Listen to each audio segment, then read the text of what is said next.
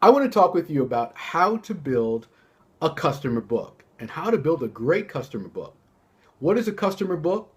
Well, it's a book, sometimes literally, of customers who will purchase from your business. In some industries, it will have their sizes, their interests, their preferences, and it's a place where you can go to reliably pull in new business and new opportunities for your brand. Building a great customer book is one of the fundamentals of building a high-end brand. And I want to give you 3 tips on how you can do so effectively. Now, there are lots of things I can share with you, but I think these 3 tips will be very effective in helping you have an immediate impact on your brand and doing some things that will make a difference for you right here, right now. The first thing is being proactive. Many sales professionals are simply not proactive enough. They're not proactive in terms of outbound messaging, in terms of reaching out to potential customers from various industries. They're not proactive enough in seeking referrals, in looking for new categories of business.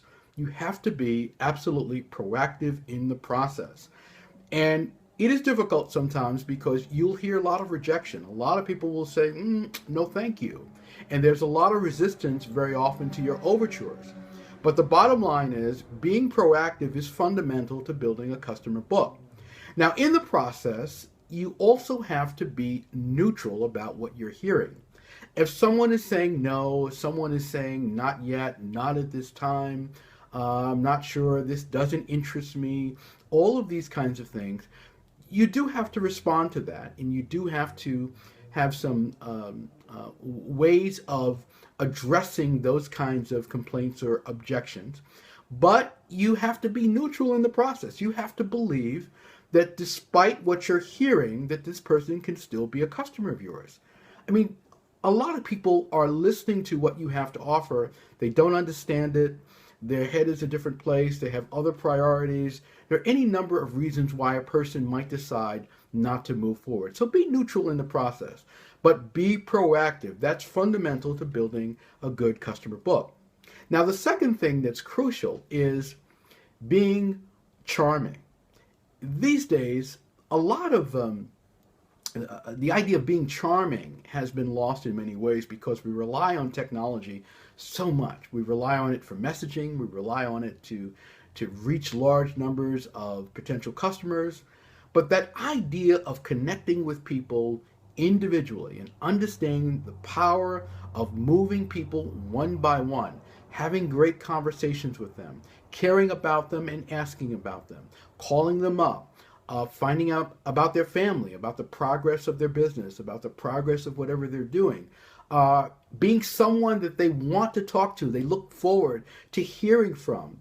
That is what charming is about. And you have to be a person that has decided that that's going to be part of who you are as a sales professional, particularly in the high end. You're going to deal with people who are, frankly, not going to be particularly charming in the way they deal with you. They're going to want to rush you off the phone. They're going to want to not want to deal with you. You have to be the complete opposite. You have to be the person who can take time with someone, can talk things through, and can raise the bar in communication and interaction so that that person really feels that you're someone that they want to communicate with, and they talk to others about their relationship with you. Now, the third thing is closely related. It's being unconventional.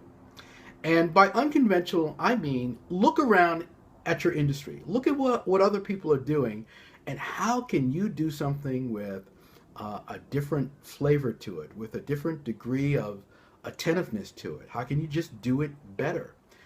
Back in the 1980s, when I was doing some work with a corporate brand, international corporate brand, one of the recommendations I had was that we do educational seminars to roll out their product in North America. The managing director didn't like that idea. In fact, he said, we are not a school. And it turned out to be a mistake in not doing it because some of the folks we were competing with did that, and they built the knowledge base of their potential customers and ultimately turned them into great revenue streams. A great customer of ours here in New York, Make My Cake, Aaliyah Baylor, who runs that business, she runs it like a luxury business. One day we were sitting there having a meeting with her sales team, and they had closed the business, and someone had was knocking on the front door, and she looked out and she said, "Open up the door, let that person in." That person was there to pick up a cake for a special event in their life, and it was quite unconventional for her to open that door, but her decision was that this person had to pass a lot of bakeries on the way up there. And so, do you think that that person mentioned that moment to their friends and their families and their colleagues? I can bet they did. So, being unconventional will have a great impact in building a customer book. Now, there are many more things I can share with you, and I'd like to share them with you in a teleclass that I have coming up this week. It's called Building a Bigger and Better Client Book, Building Bigger Customers and Better Customers, and I want you to be a part of that. So if you're interested in building your book of business, in building more revenue, and finding out the many ways you can do that, doing that effectively, send me an email, info@andretaylor.com. We'll send you details about the teleclass. We'll get you involved, and you'll start to see your business, both individually and as a brand, grow dramatically by taking the right steps to build your customer book. I'll see you at the class.